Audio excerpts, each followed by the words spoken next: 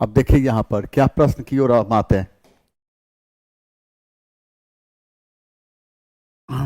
चरवाहे अनाज के बदले में क्या लेते थे?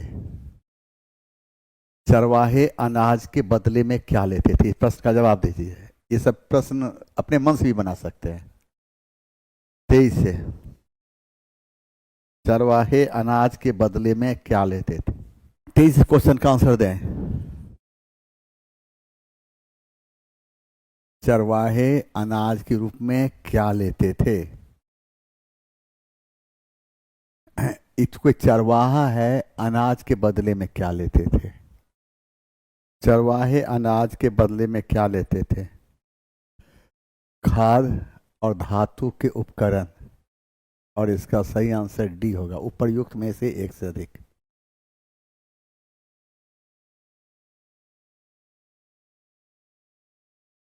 आइए यहाँ पर, उस द्वीप का नाम क्या है जहां नेल्सन मंडेला को उनके 27 वर्ष की कारावास अवधि में से 18 वर्ष के लिए कैद किया गया था, दिल्ली से? और ये क्या है?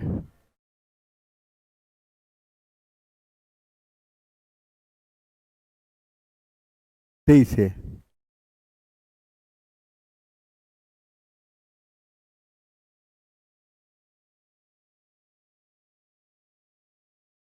और ये रोबेन द्वीप।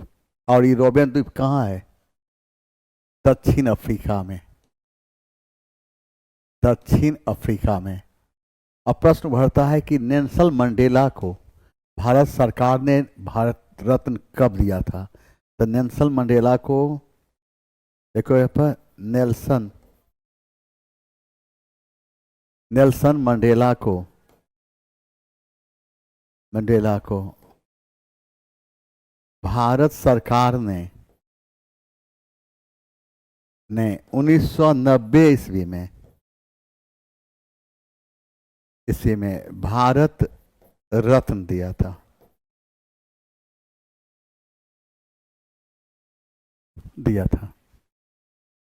आइए यहां देखिए, प्रथम विश्व युद्ध का तत्कालिक कारण क्या था? बिस्मार्क का जर्मनी का चांसलर बनना, सम्राट केजर ए विलियम का शासक बनना, ऑस्ट्रिया के युवराज की सेराजेवो में हत्या। प्रथम विश्व युद्ध से संबंधित उन बातों पर चर्चा किया जाए जो कि बार बार एग्जाम में पूछा जाता है। इसमें जितने भी प्रश्न हम देख रहे हैं, यह कई बार टेस्ट में दिया जा चुका है। जब कई बार ये इस तरह के प्रश्न टेस्ट में दिए जा चुके हैं, तो फिर आपसे गलत नहीं होना चाहिए। अगर गलत हो रहा है तो फिर आप में सतर्कता आनी चाहिए।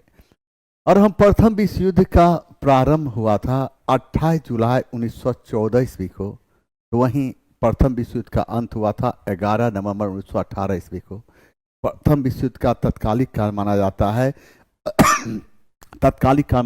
ऑस्ट्रिया के राजकुमार जॉर्ज फर्डिनेंड की हत्या बोस्निया की राजधानी सेराजेवो में होना।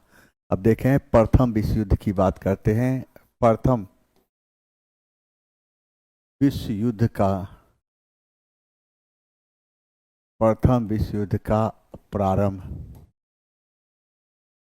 28 जुलाई 1914 ईस्वी को हुआ था। तो अंत प्रथम विश्व युद्ध का कब हुआ था? अंत प्रथम विश्व युद्ध का कब हुआ था? अंत हुआ था 11 नवंबर 1918 ईस्वी को। प्रथम विश्व युद्ध का तत्कालिक कारण, प्रथम विश्व युद्ध का तत्कालिक कारण क्या माना जाता है? ऑस्ट्रिया के राजकुमार ऑस्ट्रिया के राजकुमार ऑस्ट्रिया के राजकुमार जॉर्ज फर्डिनेंड की हत्या बोस्निया की राजधानी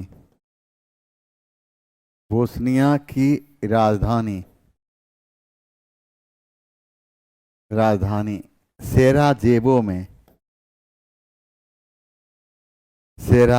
में होना।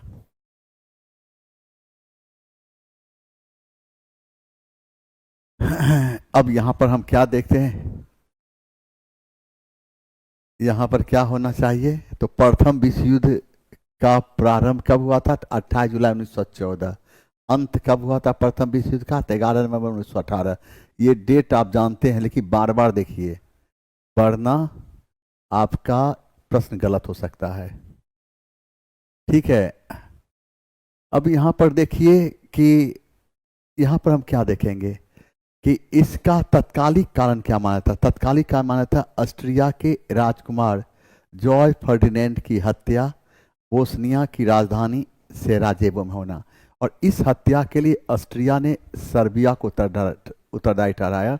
और क्या हुआ था, तो ऑस्ट्रिया ने सर्बिया को कहा तुम हमारे देश के राजकुमार की हत्या कर दिया है, 24 घंटे के अंदर जवाब दो। अगर जवाब तुम नहीं देगा तो भी सोच लेना। इस प्रकार यह कहकर ऑस्ट्रिया घड़ी को देखने लगा और 24 घंटे का समय बीतने के बाद भी जब सर्बिया कोई जवाब नहीं दिया तो ऑस्ट्रिया सर्बिया की सरजमी कहता अटैक। और इस प्रकार इस आक्रमण के साथ ही संपूर्ण विश्व दो भागों में बट गया, मित्र राष्ट्र और धुरी राष्ट्र। मित्र राष्ट्र में शामिल थे अमेरिका, फ्रांस, इंग्लैंड, रूस, जापान। वहीं धुरी राष्ट्र में शामिल थे ऑस्ट्रिया, हंगरी, इटली, जर्मनी, तुर्की इत्यादि। अब देखें यहां पर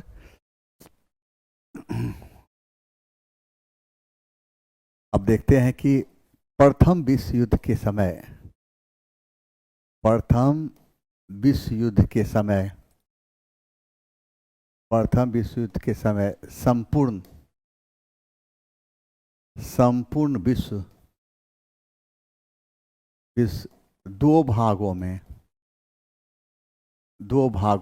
बट गया, दो भागों में बट गया।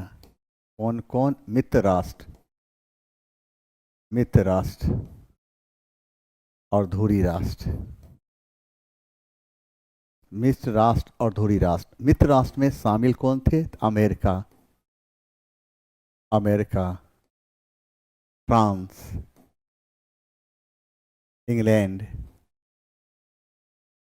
इंग्लैंड, रूस,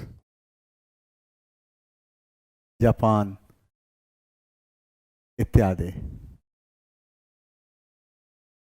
तो वहीं धुरी राष्ट्र में शामिल थे ऑस्ट्रिया, हंगरी, जर्मनी, तुर्की, इटली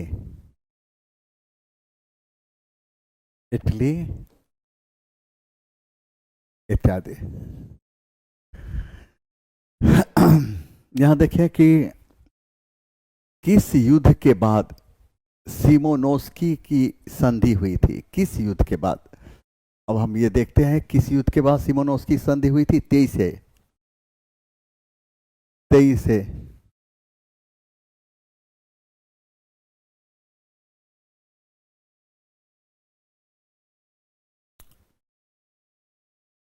से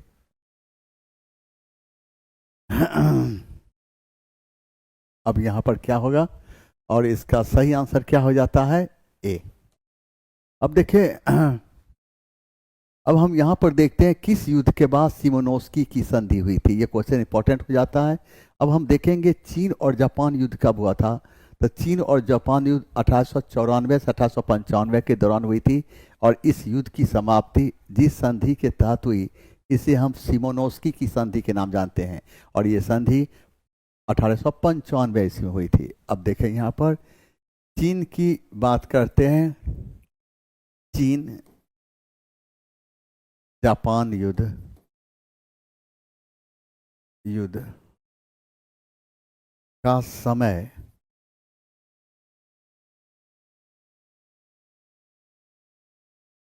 माना जाता है 1894 से 1895 ईस्वी। इस युद्ध का अंत जिस संधि के तहत हुई थी इस युद्ध का अंत जिस संधि के तहत हुई थी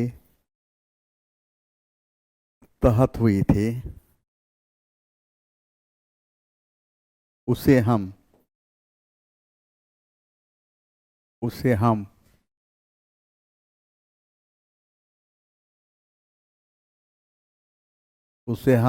सिमोनोसेकी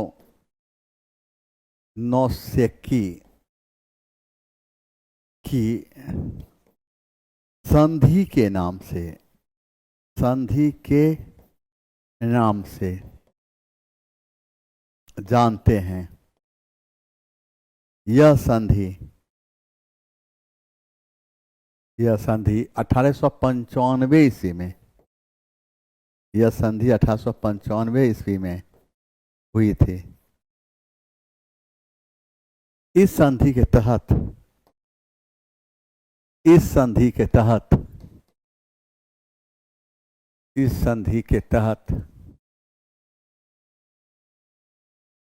चीन जापान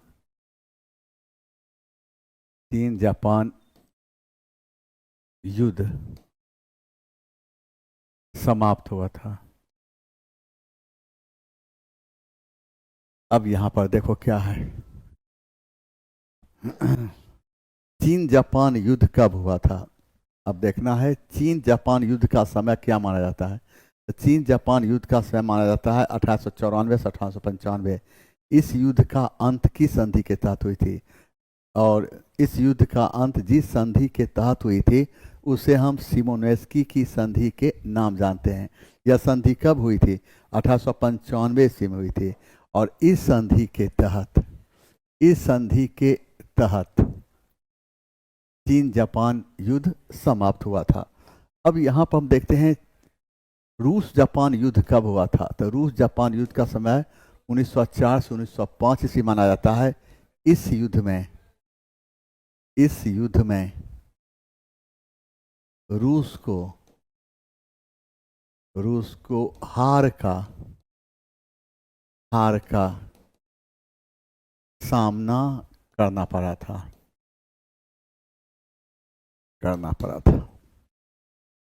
ठीक है, आइए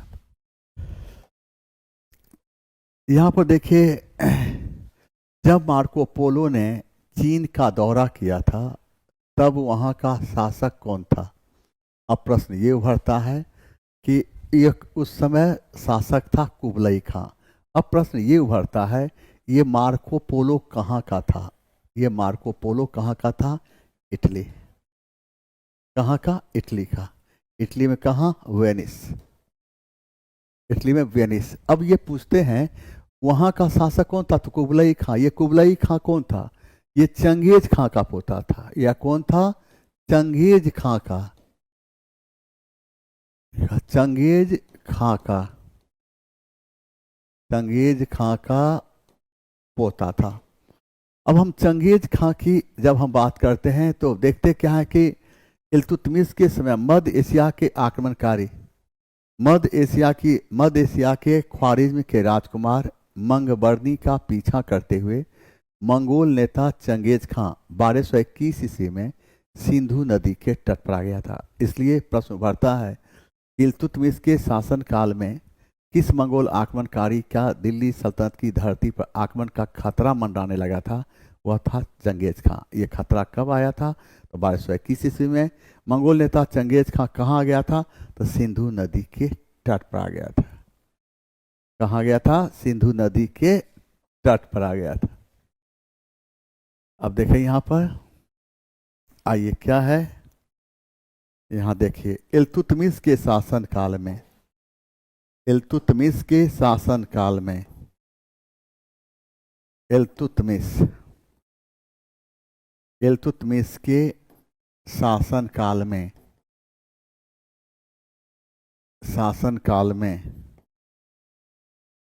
1221 ईस्वी में 1221 ईस्वी में मध्य एशिया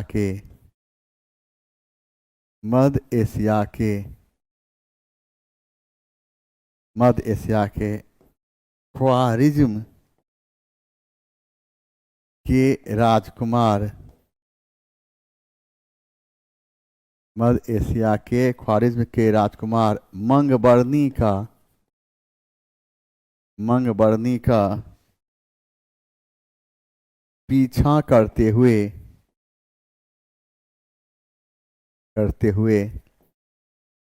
मंगोल नेता चंगेज खां सिंधु नदी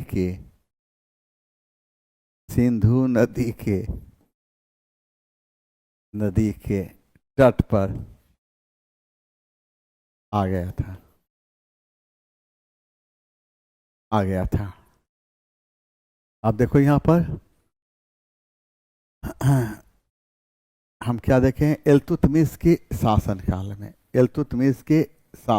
में 1221 ईस्वी में मध्य एशिया के ख्वारिज्म के राजकुमार मंगबर्नी का पीछा करते हुए मंगोल नेता चंगेज खां सिंधु नदी के तट पर आ गया था। आइए यहाँ पर जापान ने 1941 में किसने आक्रामक सरकार का नेतृत्व किया और सत्ता प्राप्त की? और इसका सही आंसर क्या हो जाता है? जनरल हिकेजी तोजो। यह 7 दिसंबर 1941 ईस्वी को अमेरिका के पर्ल हार्बर पर आक्रमण किया। पर्ल हार्बर अमेरिका का बंदरगाह होने के साथ साथ नौसैनिक अड्डा था और इस आक्रमण के साथ ही अमेरिका 8 दिसंबर 1941 ईस्वी को द्वितीय विश्व युद्ध में शामिल हो गया था। याद रखना है।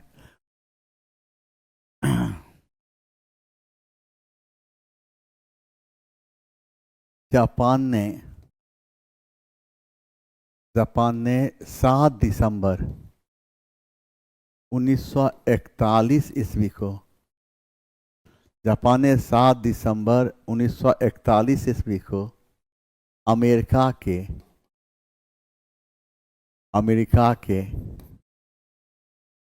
पर्ल हार्बर पर आक्रमण किया था। इस आक्रमण के साथ ही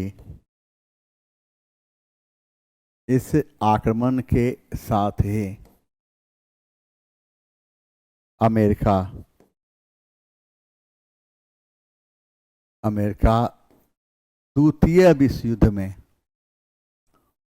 द्वितीय विश्व युद्ध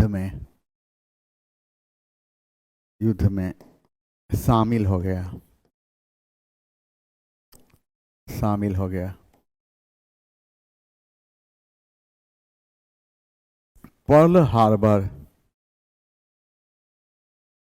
पर्ल हार्बर अमेरिका का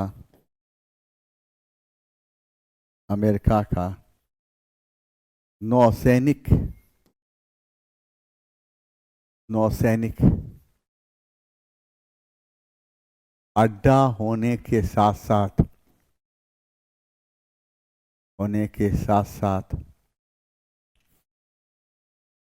साथ साथ बंदरगाह भी था। अब देखिए जापान ने क्या किया था। जापान ने 7 दिसंबर 1941 ईस्वी को अमेरिका के पर्ल हार्बर पर आक्रमण किया था। इस आक्रमण के साथ अमेरिका द्वितीय विश्व युद्ध में शामिल हो गया। पर्ल हार्बर अमेरिका का नौसैनिक अड्डा होने के साथ साथ बंदरगाह भी था।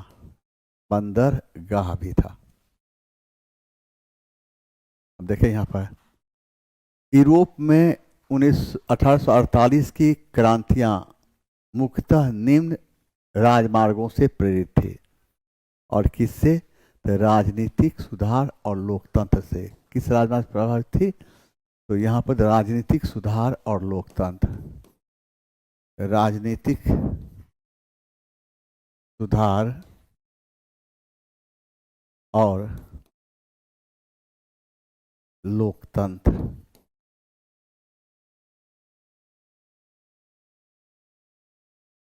यहां देखिए क्या है। प्रथम विश्व युद्ध के दौरान प्रथम विश्व युद्ध के दौरान किस ब्रिटिश नीति का उद्देश्य भारत में असहमति को दबाना और नागरिक स्वतंत्रता को कम करना था? और इसका सही आंसर है रोलेट एक्ट। रोलेट एक्ट 1919 ईस्वी में जो एक्ट पारित किया गया, इसे हम रोलेट एक्ट के नाम जानते हैं। रोलेट एक्ट के तहत यह व्यवस्था की गई थी कि देश में राष्ट्रीयता की भावना को दबाना है। और रोलेट एक्ट के तहत यह व्यवस्था थी कि संदेह के आधार पर किसी को भी गिरफ्तार किया जा सकता। इसलिए रोलेट एक्ट को काला कानून, आतंकवादी अपराध अधिनियम, न वकील, न अपील एवं न दलील के नाम से हम जानते हैं। अब देखिए 1919 ईस्वी में जो एक्ट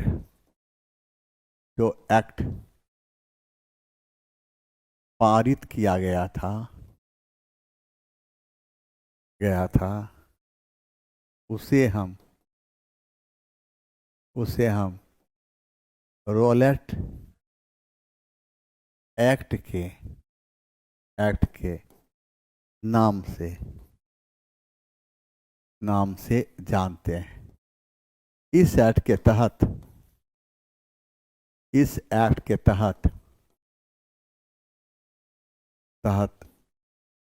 यह व्यवस्था की गई थी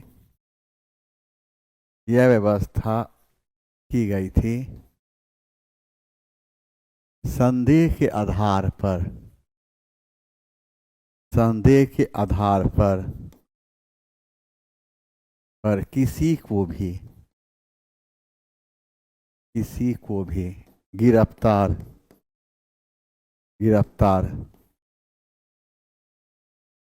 किया जा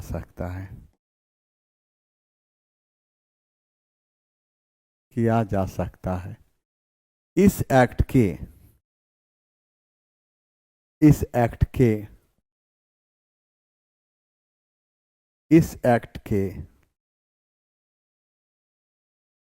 एक्ट के पारित करने का मुख्य उद्देश्य देश में व्याप्त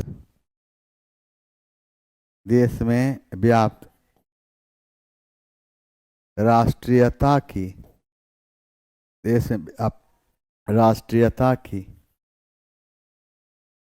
भावना को जगाना था। देशव्याप्त राष्ट्रीयता की भावना को दबाना था।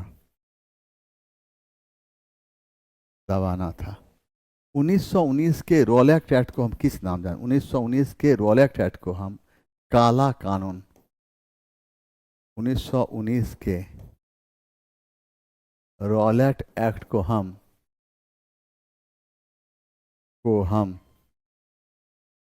काला कानून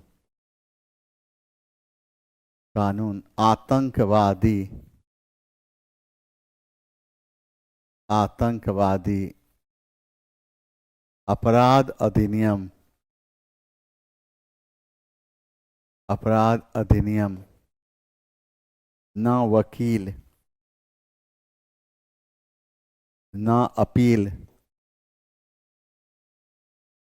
एवं न दलील के नाम से जानते हैं।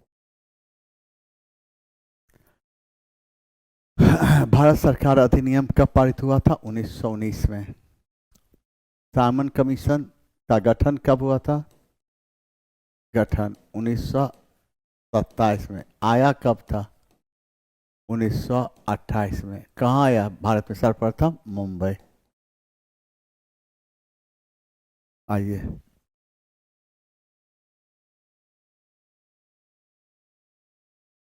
पहले इसको एक बार देख लीजिए क्या था। अब देखें 1919 ईस्वी में जो एक्ट पारित किया गया था उसे हम रॉलेट एक्ट के नाम से जानते हैं। इस एक्ट के तहत यह व्यवस्था की गई थी, संदेह के आधार पर किसी को भी गिरफ्तार किया जा सकता था। इस एक्ट के पारित करने का मुख्य उद्देश्य देश में व्याप्त राष्ट्रीयता की भावना को दबाना था। अब देखें कि 1919 के रॉलेट एक्ट को हम काला कानून, आतंकवादी अपराध अधिनियम, न वकील, न अपील एवं न दलील के नाम से हम जानते हैं। भारत सरकार अधिनियम 1919, गठन साइमन कमीशन 1927। ये आया कब? 1928। भारत में कहाँ आया?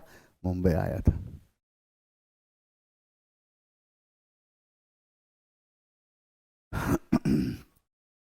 बताना है मेरे जवान, कोई दिक्कत है? जवान मैसेज करेगा। जवान कोई दिक्कत है? सीतामढ़ी से जल्दी बताएगा जवान को क्या दिक्कत है। किसी तरह दिक्कत है जवान को? अब देखें यहाँ पर 1815 ईस्वी में वियना संधि के दौरान कौन से देश शामिल नहीं था? तो पोलैंड नहीं था। अब 1815 ईस्वी की वियना संधि का मुख्य उद्देश्य क्या था? यूरोप में शांति के वातावरण तैयार करना।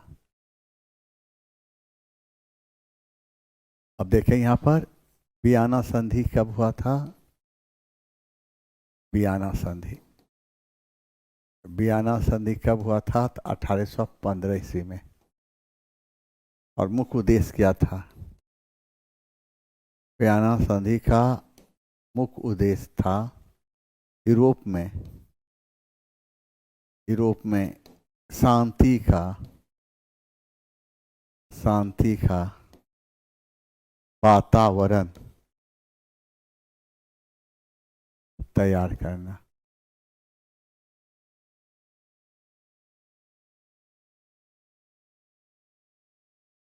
किस घटना से राष्ट्र संघ के प्रभाव और अधिकार में गिरावट की शुरुआत हुई थी? अबिसीनिया पर इटालवी आक्रमण, द्वितीय विश्व युद्ध का प्रकोप, जापान द्वारा मंचूरिया पर आक्रमण। और इसका सही आंसर डी हो जाता है। राष्ट्र संघ की स्थापना 1920 ईस्वी में हुई थी। राष्ट्र संघ का मुख्यालय जेनेवा में स्थित है। राष्ट्र संघ की स्थापना का मुख्य उद्देश्य भविष्य में होने वाले युद्ध को रोकना था। राष्ट्र संघ को हम लीग ऑफ नेशन के नाम जानते हैं। राष्ट्र संघ की जब बात करते हैं तो 1946 में ईस्वी में राष्ट्र संघ को भंग कर दिया गया और राष्ट्र संघ की संपूर्ण शक्ति संयुक्त राष्ट्र संघ को दे दी गई। इस प्रकार संयुक्त राष्ट्र संघ की स्थापना 24 अक्टूबर 1945 ईस्वी को हुई थी। इसका मुख्यालय न्यूयॉर्क में स्थित है। संयुक्त राष्ट्र संघ की स्थापना का मुख्य उद्देश्य अंतर्राष्ट्रीय शांति एवं सुरक्षा प्रदान करना था। अब देखें पर राष्ट्र संघ की जब हम बात करते हैं, राष्ट्र संघ की स्थापना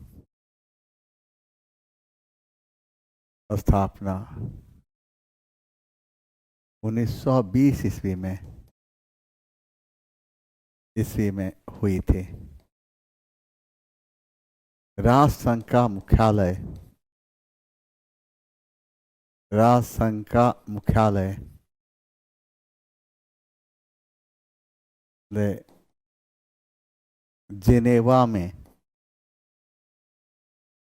जेनेवा में स्थित है। राष्ट्र संघ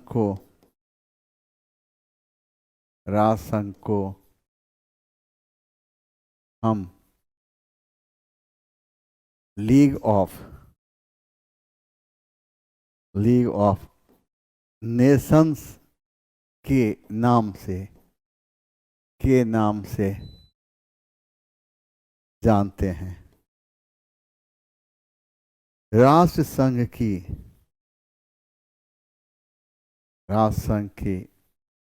स्थापना का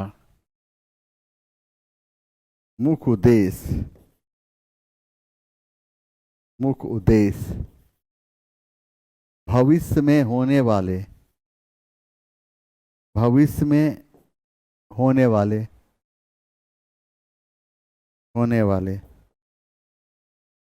युद्धों को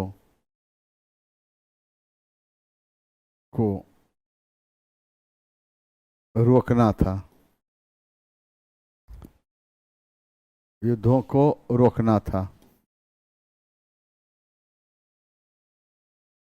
1946 ईस्वी में राष्ट्र संघ को भंग कर दिया गया, भंग कर दिया गया, कर दिया गया। राष्ट्र संघ की संपूर्ण शक्ति, राष्ट्र संघ की संपूर्ण शक्ति, संपूर्ण शक्ति संयुक्त राष्ट्र संघ को दे दी गई। संयुक्त राष्ट्र संघ को, संयुक्त राष्ट्र संघ को दे दी गई। संयुक्त राष्ट्र संघ की स्थापना, संयुक्त राष्ट्र संघ की स्थापना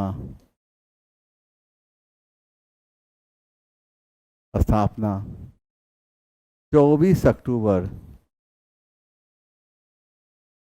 1945 ईस्वी को हुई थी। स्थापना का मुख्य उद्देश्य भविष्य में होने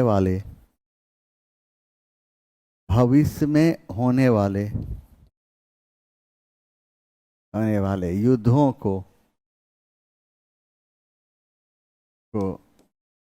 रोकना था।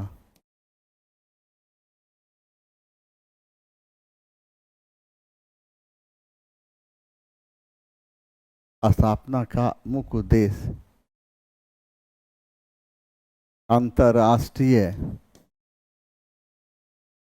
अंतर्राष्ट्रीय शांति एवं सुरक्षा को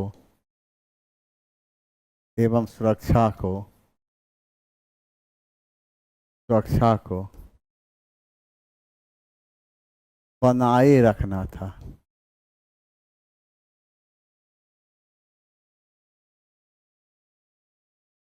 अब देखें यहाँ पर क्या है।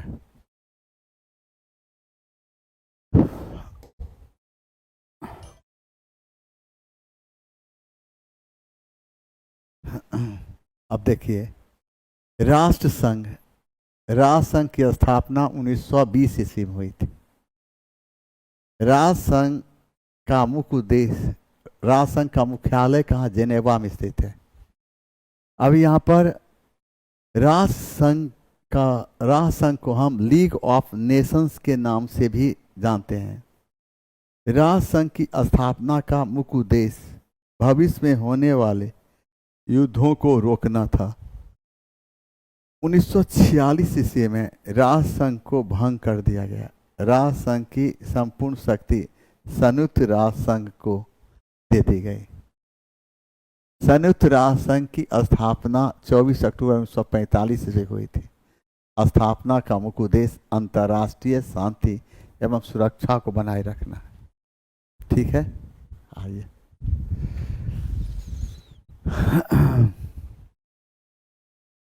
आ जाओ यहाँ पर।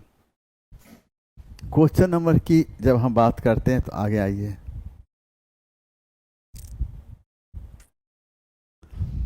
Question number 81।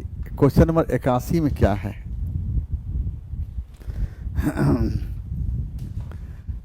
आधुनिक भारत के इतिहास के संदर्भ में शाही थैली क्या है?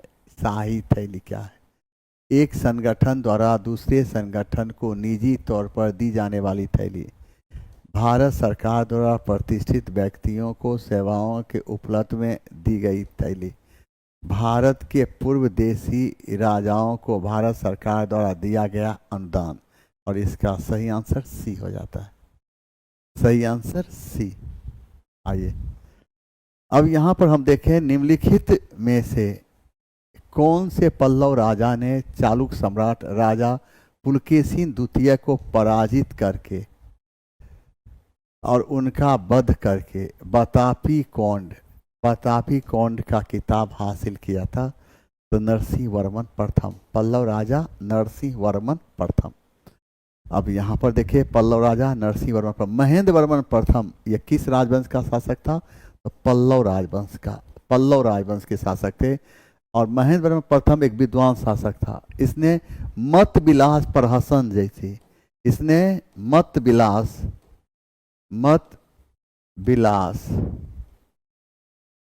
प्रहसन जैसे पुस्तक की रचना की थी।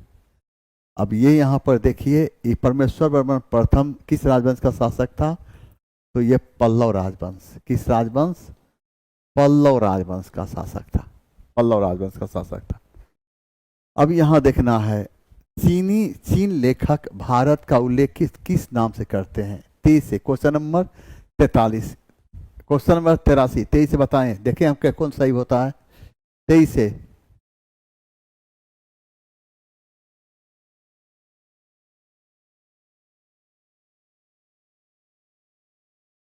चीनी लेखक भारत का उल्लेख किस नाम से किया है? और ये नाम से किया है येन इन तू एवं थियान तू, दो नाम से किया है। चीनी लेखक ने भारत का उल्लेख किस नाम से किया है? बी येन तू, यानी दो नाम से किया है। वह दो नाम कौन कौन है? इन तू एवं थियान तू। अब फुकुओकी क्या है? ये इसके फुकुओकी जैसी पुस्तक और किसने लिखा था? तो चीनी यात्री फाहियान ने फोकी जैसी पुस्तक की रचना की थी। और ये फाहियान गुप्त राजवंश के किस राजा के दरबार में आया था? चंद्रगुप्त द्वितीय। किसके? चंद्रगुप्त द्वितीय के दरबार में। सियुकी जैसी पुस्तक किसने रचना किया था? ह्वेनसांग ने सियुकी जैसी पुस्तक की रचना की, ह्वेनसांग। और ह्वेनसांग किसके दरबार में? हर्ष के दरबार में, हर्ष के दरबार में आया था। ह्वेनसांग को क्या कहा गया? यात्रियों का राजकुमार, यात्रियों का राजकुमार, यात्रियों का राजकुमार, नीति का पंडित, नीति का पंडित एवं वर्तमान शाक्य मुनि के नाम से भी जानते हैं, वर्तमान शाक्य मुनि के नाम से भी हम जानते हैं। अब तो एक बार हो जाए, यहां पर देखो यहां पर क्या है। अब यहां पर देखना है कि चीनी लेखक भारत का उल्लेख किस नाम से किया है? दो नाम से किया है। कौन? तीन येन तू एवं थियान तू। अब फुकुओकी की रचना कौन किया था? चीनी यात्री फाहियान। और उस समय चीनी यात्री फाहियान किसके दरबार में रहता था? चंद्रगुप्त द्वितीय। सियुकी कौन लिखा था? ह्वेनसांग। किसके दरबार में? हर्ष। ह्वेनसांग को क्या कहा गया? यात्रियों का राजकुमार, नीति का पंडित एवं वर्तमान शाक्य मुनि। आप यहाँ पे देखिए, निम्नलिखित कथनों में से कौन सा एक सही नहीं है? कला की गांधार शाखा के उद्भव का श्रेय भारतीय यूनानी शासकों को था, परंतु उस शाखा के वास्तविक संरक्षण कुषाण विशेषतः कनिष्क थे। ठीक है, आप आइए यहाँ पर। सघन नक्काशी, अंकित सजावट तथा जटिल प्रतीकात्मक गांधार मूर्तिकला की मुख्य विशेषता नहीं थी। गलत बात है।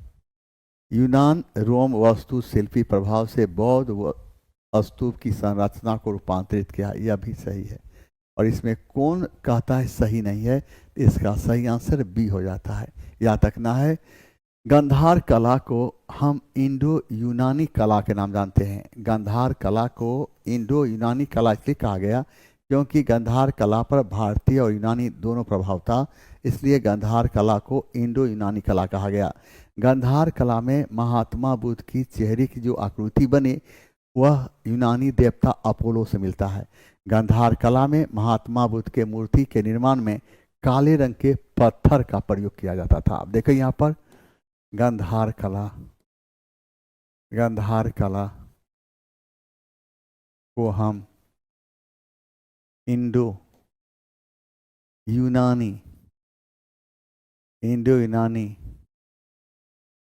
कला के नाम से भी जानते हैं। गंधार कला को हम इंडो यूनानी कला के नाम से भी जानते हैं। गंधार कला में महात्मा बुद्ध की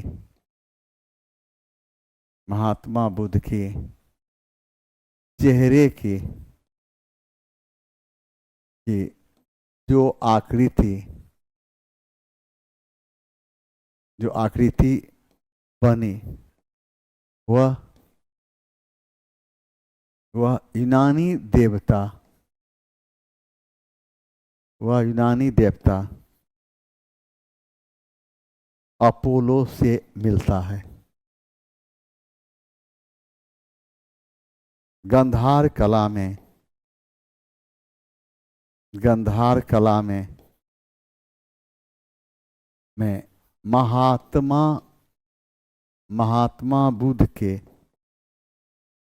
महात्मा बुद्ध के मूर्ति के निर्माण में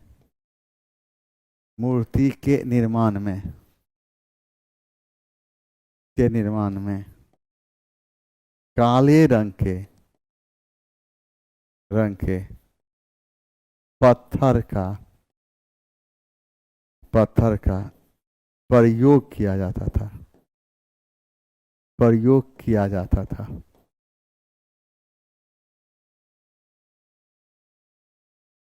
देखो, गंधार कला को हम इंडो यूनानी कला के नाम से भी जानते हैं। गंधार कला में महात्मा बुद्ध की चेहरे की जो आकृति बनी वह यूनानी देवता अपोलो से मिलता है। गंधार कला में महात्मा बुद्ध के मूर्ति के निर्माण में काले रंग के पत्थर का प्रयोग किया जाता था। यहाँ पर मेगास्थनीज द्वारा डायोनीसियस एवं हेराक्लीज के रूप में वर्णित भारतीय देवताओं की क्रमशः पहचान किससे जुड़ी है? और ये शिव और कृष्ण। अब देखो यहाँ पर डायोनीसियस मेगास्थनीज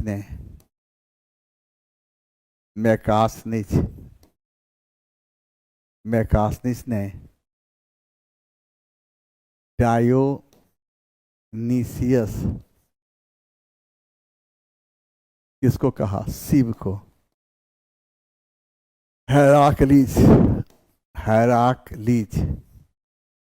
हेराक्लीज किसको कहा? कृष्ण को, यानी विष्णु को। मेगास्थनीज कहाँ का था? यूनान का। मेगास्थनीज ने भारतीय समाज को कितने भागों बांटा? 7 भाग में। मेगास्थनीज पाटलिपुत्र को यूनानी भाषा में क्या कहा? पोलीबोथरा कहा था। पोलीबोथरा। आइए देखिए, इसको पसंद आए तो आप इसे ले लीजिए।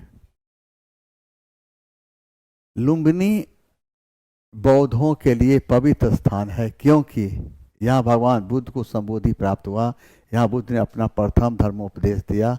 यहाँ बुद्ध की जन्मस्थली है। यह बुद्ध की जन्मस्थली है। सही आंसर यह है। और यानी लुम्बिनी कहाँ है? नेपाल की तराई में स्थित है। कहाँ है? नेपाल की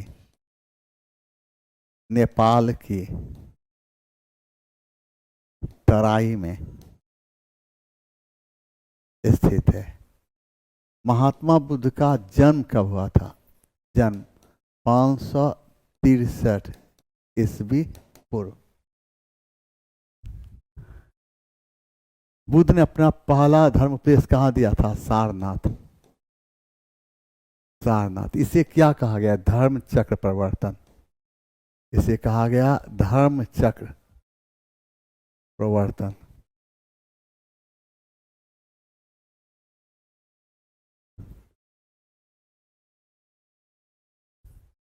कहाँ? बौद्ध गया।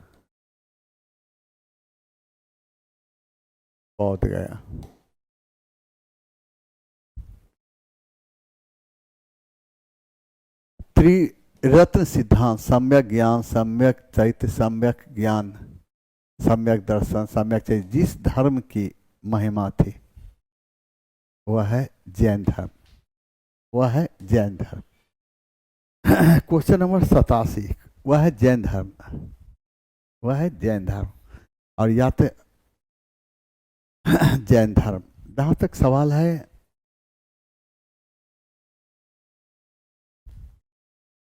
जैन धर्म की बात करते हैं, जैन धर्म एवं बौद्ध धर्म, जैन धर्म एवं बौद्ध धर्म, एवं बौद्ध धर्म, दोनों में अहिंसा पर बल दिया गया था, बल दिया गया। लेकिन जैन धर्म में, लेकिन जैन धर्म में सबसे अधिक अहिंसा पर, अहिंसा पर बल दिया गया था।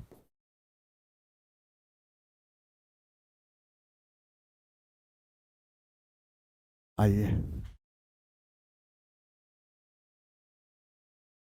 इस ईसाइयों का पूर्जाघर क्या करता था? गिरजाघर, गिरजाघर। और गिरजा घर के देख रेख कौन करता था? कौन करता था? पादरी, ये धार्मिक प्रधान होता था। यहाँ देखिए, निम्न युग्मों में से कौन सुमेलित है? तो कौन सुमेलित है? तो इसका सही आंसर क्या हो जाता है? आप देखिए कौन सुमेलित है। तो अब हम यहाँ पर देखेंगे, और दार उल लुमा कौन सुमेलित है? अहल ए अहदी, मौलाना शिबली नुमानी, ये सही है।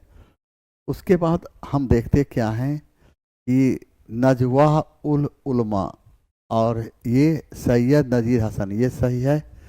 अब है कि अहमदिया आंदोलन मिर्जा गुलाम अहमद, ये सही है। सही आंसर सी इसका होगा। अब्दुल फजल की सूफी संत के पुत्र थे शेख मुबारक, शेख मुबारक। और शेख मुबारक याद रखना है कि अकबर ने 1579 ईस्वी में, अकबर ने 1579 ईस्वी में मजहर की घोषणा किया था। अकबर ने 1579 ईस्वी में मजहर की घोषणा किया था। अकबर को मजहर जारी करने की प्रेरणा अबुल फजल एवं फैजी से मिला था। मजहर का घोषणा पत्र शेख मुबारक ने तैयार किया था। मजहर के तहत अकबर को यह अधिकार दिया गया, अगर धार्मिक प्रश्न पर विवाद उत्पन्न हो जाए तो अंतिम निर्णय लेने का अधिकार अकबर को होगा, और इसे ही मजहर कहा गया। अब देखें यहाँ पर, अकबर को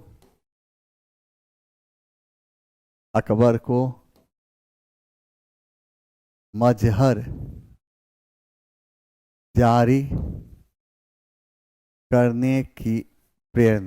जारी करने की प्रेरणा अबुल फजल एवं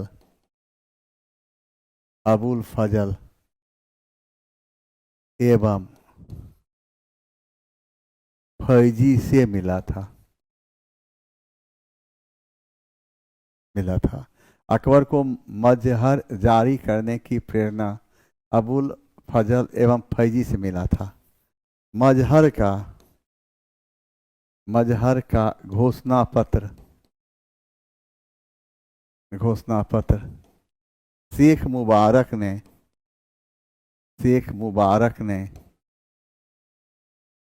ने तैयार किया था।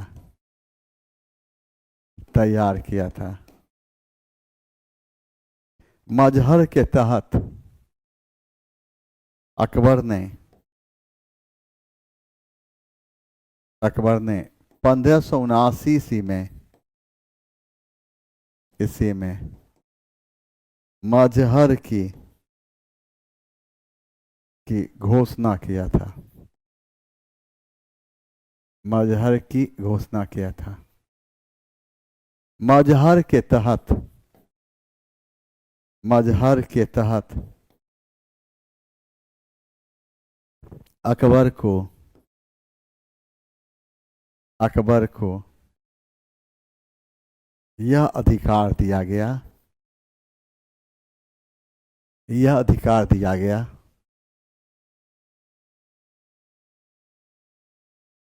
यह यह अधिकार दिया गया, यह अधिकार अकबर को यह अधिकार दिया गया धार्मिक प्रश्न पर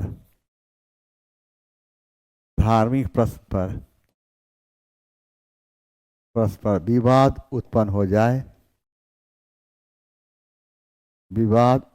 जाए, तो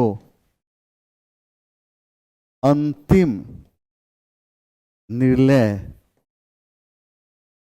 निर्णय लेने का अधिकार अकबर को होगा।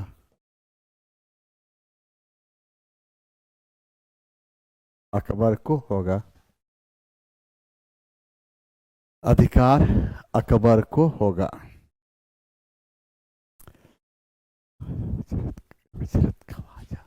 नसरुद्दीन चिराग दिल्ली किसके शिष्य थे? निजामुद्दीन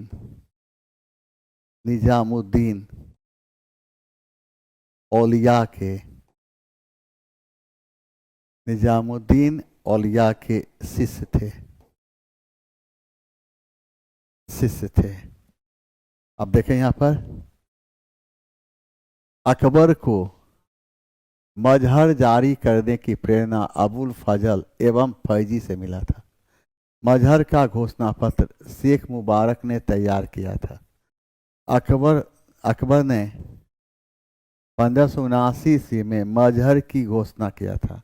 मजहर के तहत अकबर को यह अधिकार दिया गया धार्मिक प्रश्न पर विवाद उत्पन्न हो जाए तो अंतिम निर्णय लेने का अधिकार अकबर को होगा। यही मजहर था। अब आइए कहाँ है कलंदर की जब हम बात करते हैं तो क्वेश्चन नंबर 90 में आइए। कलंदर शब्द का प्रयोग सर्वप्रथम किसके नाम के साथ किया गया है? 23 से कलंदर 23 से बोलना है किसके नाम के साथ किया गया है और याद रखें। और ये है किसके साथ? सैयद निजामुद्दीन। और एक सैयद निजामुद्दीन कौन थे?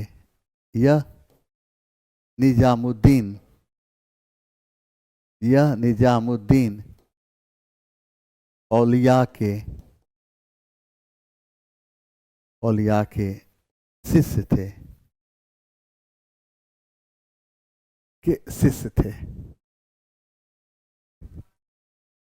निजामुद्दीन औलिया के शिष्य थे, याद रखना है। और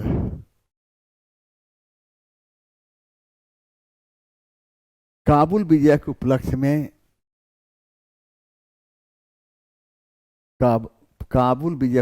में बाबर ने काबुल वासियों को एक एक चांदी का सिक्का दिया था।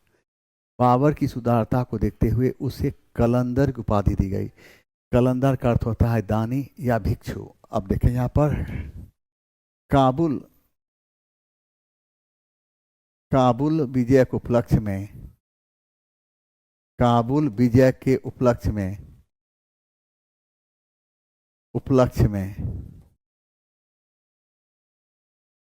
अकबर ने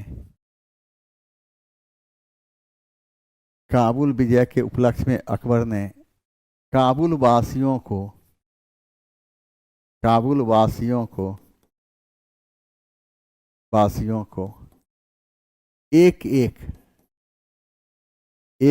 चांदी का सिक्का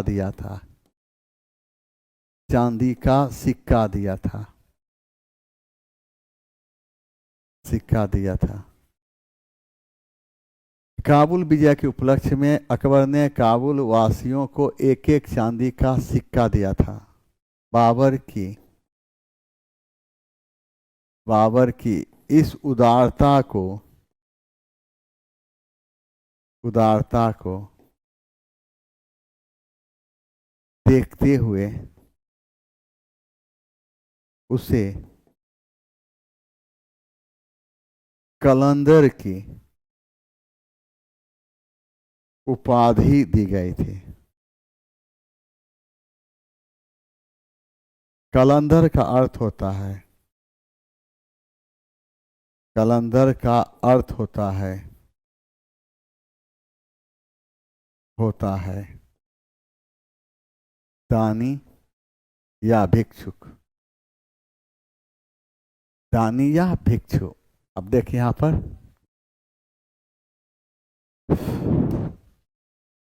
काबुल विजय के उपलक्ष्य में, देखो काबुल विजय के उपलक्ष्य में बाबर करना, काबुल विजय के उपलक्ष्य में बाबर ने काबुल वासियों को एक एक चांदी का सिक्का दिया था। बाबर की इस उदारता को देखते हुए उसे कलंदर की उपाधि दी गई थी। कलंदर का अर्थ होता है दानी या भिक्षु। एक बार वो देखो, काबुल विजय के उपलक्ष्य में बाबर ने काबुल वासियों को एक एक चांदी का सिक्का दिया था। बाबर की सुदारता को देखते हुए उसे कलंदर की उपाधि दी गई थी। कलंदर का अर्थ है दानी या भिक्षु। याद रखना, सैयद निजामुद्दीन कौन था? यह निजामुद्दीन औलिया के शिष्य थे। यहाँ देखिए, निम्नलिखित में से कौन सा एक वैष्णव धर्म कीर्तन घोषणा की रचता थे? और इसका सही आंसर है श्रीमंत शंकरदेव। और शंकरदेव ने कहाँ पर वैष्णव धर्म को लोकप्रिय बनाया? असम में। असम। इनके सिद्धांत किस नाम से प्रसिद्ध था? एक शरण। एक शरण के नाम से प्रसिद्ध, इनके सिद्धांत एक शरण के नाम से प्रसिद्ध था। यहाँ देखिए, इटली का निकोलो कॉन्टी किस राज के शासनकाल में विजयनगर आया था? और कौन था? तो देवराय प्रथम। देवराय प्रथम के शासनकाल में इटली वासी निकोलो कॉन्टी भारत आया था। और हरिहर प्रथम कहाँ? संगम वंश का, संगम वंश का पहला शासक, संगम वंश का पहला शासक था हरिहर द्वितीय। हरिहर द्वितीय को, ये संगम वंश का पहला शासक था जो महाराजा धीराज की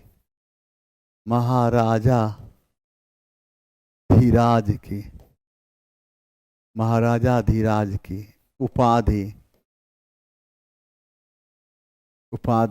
धारण की थी।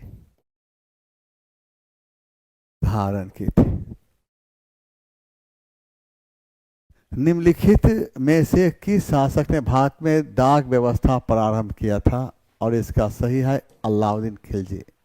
अलाउद्दीन खिलजी डाक व्यवस्था प्रारंभ किया, अलाउद्दीन खिलजी। अब इब्राहिम लोदी, यह लोदी राजवंश का ही नहीं, यह लोदी राजवंश का ही नहीं, यह लोदी राजवंश का ही नहीं, दिल्ली सल्तनत का भी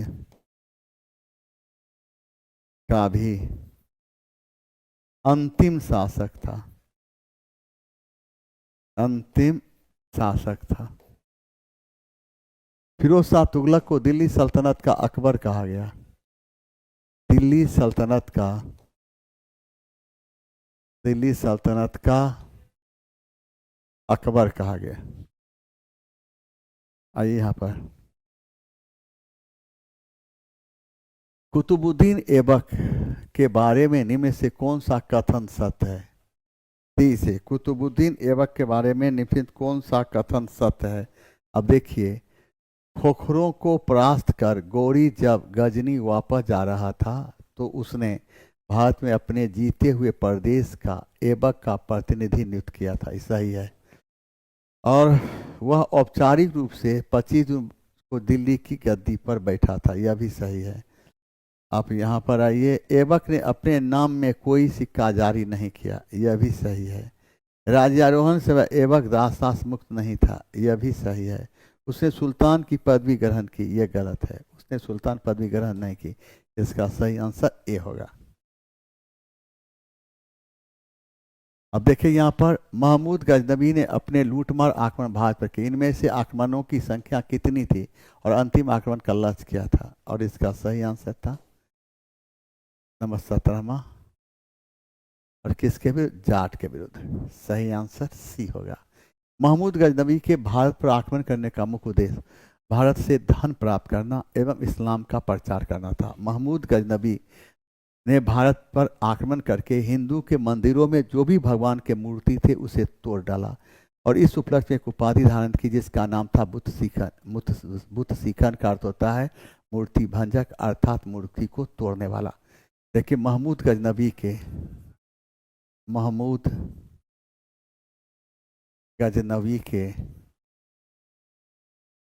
भारत पर आक्रमण करने का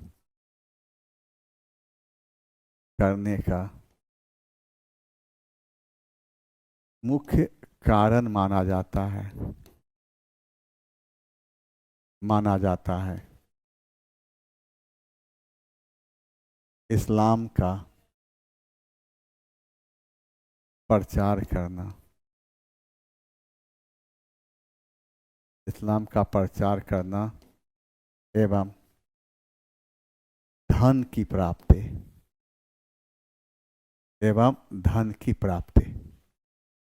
महमूद गजनवी ने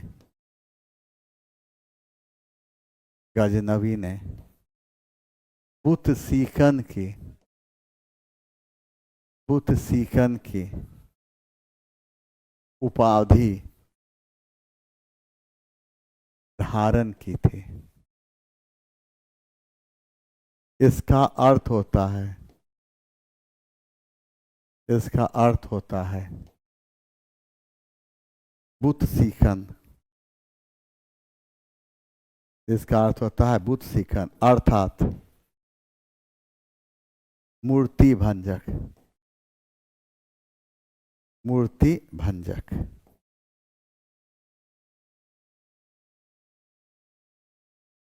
महमूद गजनवी के भारत पर आक्रमण करने का मुख्य कारण माना जाता है इस्लाम का प्रचार करना एवं धन की प्राप्ति। महमूद गजनवी बुत सीखन की उपाधि धारण की थी। इसका अर्थ होता है बुत सीखन अर्थात मूर्ति का भंजक, अर्थात मूर्ति तोड़ने वाला। यहां देखिए क्या है, मद्रास का राज्यपाल कौन था जिसने टीपू सुल्तान के साथ मंगलोर की संधि समाप्त की थी? और यह था मैकाट ने। और ये मंगलोर की संधि की बात करते हैं तो ये संधि के तहत किस युद्ध की समाप्ति हुई थी? तो इस संधि के तहत हुई थी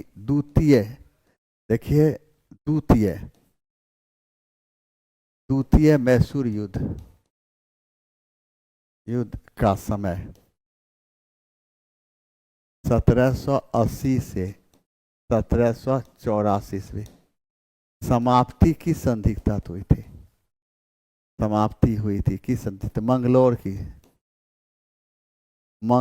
संधि। और मंगलोर की संधि कब हुई थी? 1784 ईस्वी में। 1784 ईस्वी में।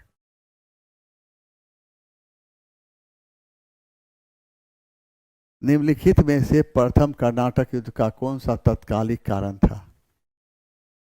प्रथम क्या था? प्रथम कर्नाटक युद्ध का ऑस्ट्रिया प्रथम विश्व का तत्कालिक कारण पूछ रहा है। तो फ्रांसीसी जहाजों का अधिकरण। सी फ्रांसीसी जहाजों का अधिकरण। क्योंकि कर्नाटक युद्ध का एक कारण यह भी था ऑस्ट्रिया की राजगद्दी की जंग, लेकिन तत्कालिक कारण माना था अंग्रेजों द्वारा फ्रांसीसी जहाजों का अधिकरण। और प्रथम कर्नाटक युद्ध का समय क्या है? प्रथम कर्नाटक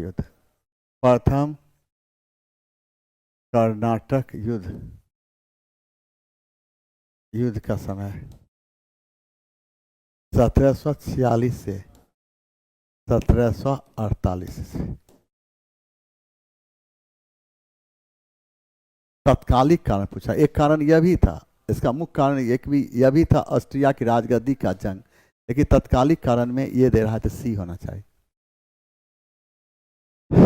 देखिए पीजीटी का ये बैच है और मेरा कोई भी बैच अगर आप लेते हैं तो आप ऐसा कोई जरूरी नहीं थे। इस पीजीटी की 2000 बैच दिया गया। तो क्यों दिया गया? ऐसा ही दिया गया, क्योंकि लड़का हमेशा कहता था सर याद नहीं होता है, इतिहास याद नहीं होता है। इतिहास में कंफ्यूजन बहुत होता है सर। इतिहास में कंफ्यूजन बहुत होता है, और मार्क्स नहीं, स्कोरिंग नहीं टेस्ट में पड़ता है। इन सारी समस्या के समाधान के लिए एक बैच लाया गया 2000 प्रश्न का। इस 2000 प्रश्न का जब हम डिस्कशन कराएंगे तो प्रश्न की संख्या हो जाएगी 60,000 से अधिक, या 70,000 से अधिक भी हो सकती है। ये गहराई के साथ पढ़ाया जाता है, इसलिए इसका नाम पीजीटी पड़ा है। पीजीटी का विद्यार्थी से लेकर अपने स्कोरिंग को बढ़ा सकता है। जब भी आप इस बैच अगर लेना चाहें तो बाय नवीन कुमार सिंह ऐप पर सिर्फ लिखना है 2000, यह बैच अपने आप आ जाएगा।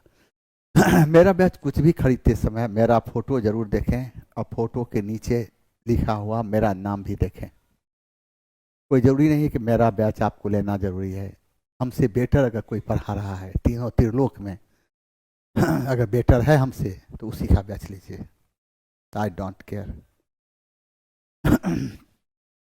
आइए यहाँ पर, किसने कहा था कांग्रेस पतन के लिए लड़खड़ा रही है और मेरी सबसे बड़ी अभिलाषा जब तक मैं भारत में हूँ कांग्रेस के शांतिपूर्ण समाप्ति में सहायता करूं। और ये कहा था कौन? तो Lord Curzon. Lord Curzon.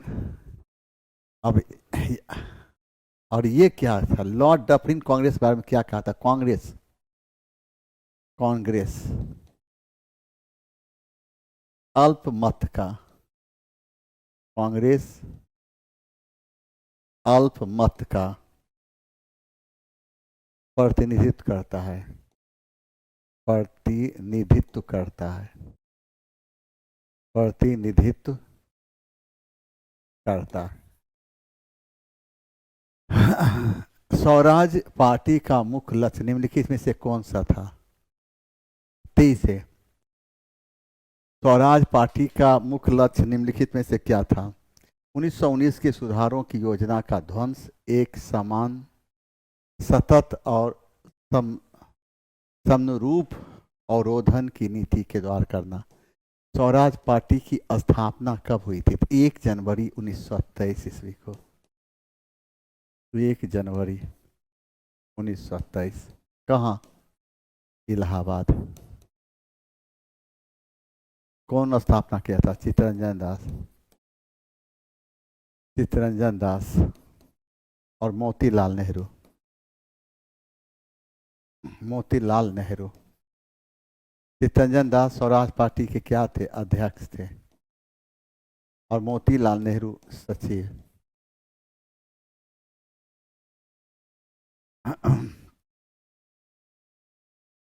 Bharat में क्रांतिकारी आतंकवाद की उत्पत्ति तथा विकास के क्या कारण थे?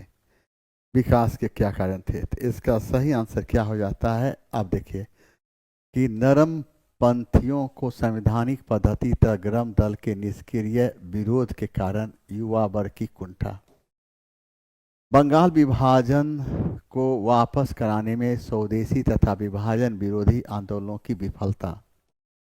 अब यहाँ पर हम क्या देखेंगे कि अंग्रेजों के जातिगत घमंड तथा दमनकारी नीतियों के कारण विदेशी शासन के प्रति युवा वर्ग में बढ़ता विरोध। अब 5 में आयरलैंड के आतंकवादियों तथा रूस के शून्यवादियों का प्रभाव। और सही आंसर सी। आइए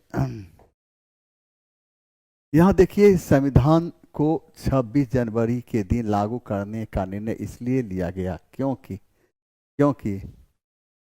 क्योंकि कांग्रेस ने इस तिथि को 1930 स्वतंत्रता दिवस के रूप में मनाया था। सही आंसर 101 का ए हो जाता है। अब यहाँ देखिए, निम्नलिखित में से कौन सी घटना 1911 में घटित हुई थी? और 102 का सही आंसर क्या हो जाता है? आप देखिए, बंगाल का विभाजन रद्द किया जाना, ठीक है। भारत की राजधानी कलकत्ता से दिल्ली ले जाने की घोषणा, यह भी है। असम का और असम का एक प्रांत के रूप में गठन 1874 ईस्वी में हुआ था। बिहार और उड़ीसा का बंगाल से अलग किया जाना, और सही आंसर सी होगा। वह स्थान जहां नौसेना ने 1946 में भारत में ब्रिटिश शासन के विरुद्ध खुला विद्रोह किया था, वह मुंबई। कब किया था? 18 फरवरी 1946। कहाँ किया था? मुंबई। कहाँ किया था? मुंबई। किसके लिए? अंग्रेजी सरकार के भेदभाव परख नीति के कारण किया था। आइए यहाँ पर M.K. गांधी समर्थन थे आदर्शवाद के। भारत में अंग्रेजी शिक्षा का प्रारंभ करने वाला मैकाले। मैकाले के प्रयास पर अंग्रेजी शिक्षा का माध्यम बनाया गया 1835 में। किसके समय में? Lord William Bentinck. कर्जन के समय में विश्वविद्यालय अधिनियम कब पारित हुआ था? 1904 ईस्वी में विश्वविद्यालय अधिनियम। विश्वविद्यालय अधिनियम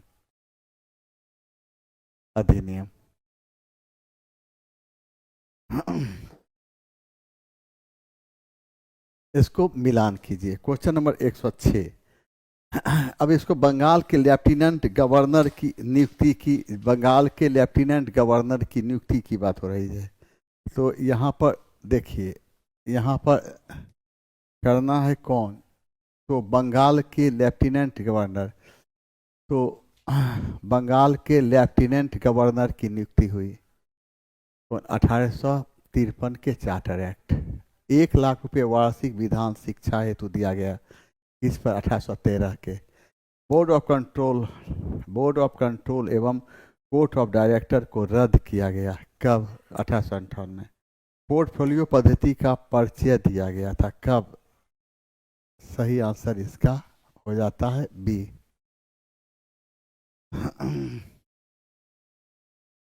बिहार में इंदिरा गांधी आयुर्वेद संस्थान, जिसे मेडिकल कॉलेज का दर्जा देने का निर्णय लिया गया, स्थित है कहाँ? पटना में।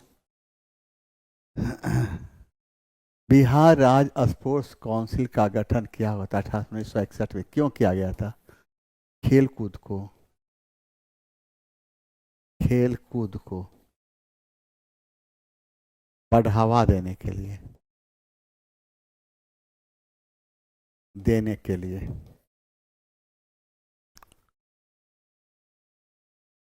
वह प्रथम भारतीय जिसने House of Lords of Privy Council हेतु सदस्यता प्रदान की। 23 है। इनमें से कोई नहीं। 109। इनमें से कोई नहीं। कौन होंगे? सत्येंद्र प्रसन्न सिन्हा।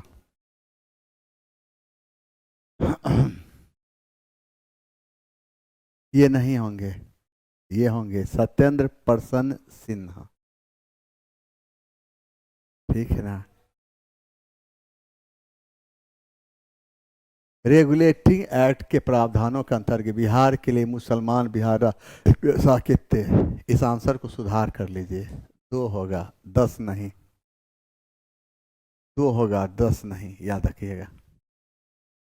अब बताना है यहाँ तक के सफर में मेरे जवान को अगर किसी प्रश्न में दिक्कत है, जवान बोलेगा। जवान को दिक्कत है तो बोलेगा।